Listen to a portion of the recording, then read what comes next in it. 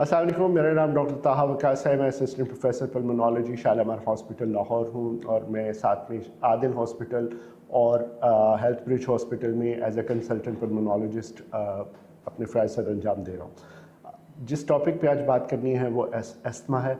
इस वक्त जो स्मोक का सीज़न है और इस वक्त जो सर्दी का सीज़न आने वाला है, इसके अंदर अस्थमा के सिम्टम्स बहुत बढ़ जाते हैं। अस्थमा के मेन सिम्टम्स जिसमें सांस का चढ़ना, सांस में सीटियों की आवाज़ें आना और छाती का दबाव महसूस होना और खांसी का होना, ये अस्थमा के मेन सिम्टम्स हैं। अगर आपको इस तरह के कोई भी सिम्टम्स हों तो आप फौरी डॉक्टर से रुजू कर सकते हैं। इसके लिए जो मेन टेस्ट है वो स्पायरोमीट्री विद रिवर्सिबिलिटी का टेस्ट है और इसके लिए मेन ट्रीटमेंट जो है वो यूज़ ऑफ इन्हेलर है, जो कि आपको एक प्रॉपर पल्मोनोलॉजिस्ट या कंसल्टेंट ही एडवाइस कर सकता है। शुक्रिया। सिर्फ वेरीफाइड डॉक्टर से अपॉइंटमेंट बुक कराओ। ओला डॉक्टर का अपॉइंटमेंट आसानी से।